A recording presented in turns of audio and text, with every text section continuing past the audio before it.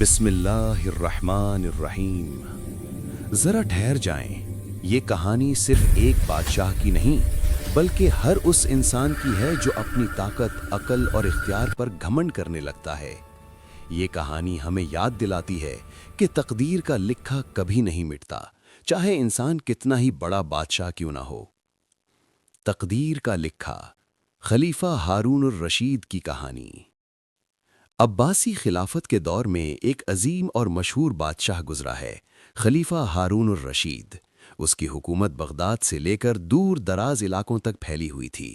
انصاف، علم اور طاقت اس کے دربار کی پہچان تھے، مگر اس سب کے باوجود اس کے دل میں کہیں نہ کہیں اپنی سلطنت کا غرور بھی پیدا ہو گیا تھا۔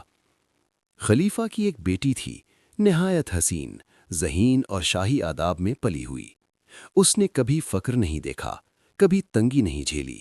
آہستہ آہستہ اس کے دل میں بھی یہ خیال جڑ پکڑ گیا کہ میرا نصیب شاہی ہے، میری زندگی میرے باپ کے فیصلوں سے ہی چلے گی۔ ایک دن دربار میں ایک اللہ والا بزرگ حاضر ہوا۔ اس کی آنکھوں میں نور اور زبان پر حق تھا۔ اس نے خلیفہ سے کہا، اے امیر المومنین، یاد رکھو، اللہ کا لکھا ہوا فیصلہ کوئی طاقت نہیں بدل سکتی۔ ہارون الرشید نے آزمائش کے انداز میں پوچھا، اگر ایسا ہے تو بتاؤ میری بیٹی کا نصیب کیا ہے؟ بزرگ نے توقف کے بعد کہا، تمہاری بیٹی کا نکاح ایک غریب مگر نہایت متقی اور اللہ سے ڈرنے والے شخص سے لکھا جا چکا ہے۔ یہ سن کر دربار میں خاموشی چھا گئی۔ خلیفہ کو یہ بات ناگوار گزری۔ اس نے سوچا کہ کیا ایک شہزادی کا نصیب کسی غریب سے جوڑا جا سکتا ہے؟ اس نے فوراً حکم دیا کہ اس شخص کو شہر سے نکال دیا جائے تاکہ تقدیر کا لکھا بدل جائے۔ مگر اللہ کی تدبیر انسان کی تدبیر سے بلند ہوتی ہے۔ کچھ عرصے بعد خلیفہ کی بیٹی سفر کے دوران قافلے سے بچھڑ گئی۔ رات ہو گئی، اندھیرا چھا گیا اور وہ ایک اجنبی بستی میں جا پہنچی۔ وہاں ایک سادہ سے گھر میں ایک نیک دل نوجوان رہتا تھا، وہی شخص جسے کبھی شہر سے نکالا گیا تھا۔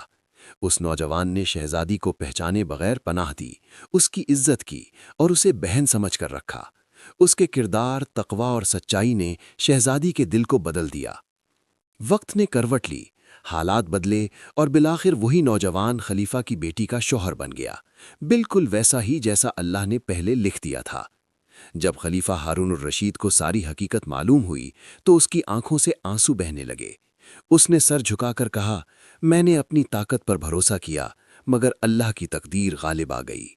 اسی لمحے خلیفہ نے دل ہی دل میں توبہ کی اور اعلان کیا کہ آج میں نے جان لیا کہ نہ تخت، نہ تاج، نہ لشکر، اللہ کے فیصلے کے آگے کچھ بھی نہیں۔ سبق: غرور انسان کو اللہ سے دور کر دیتا ہے۔ طاقت اور اختیار عارضی ہیں، تقدیر کا لکھا مٹ نہیں سکتا، مگر عاجزی انسان کو بلند کر دیتی ہے۔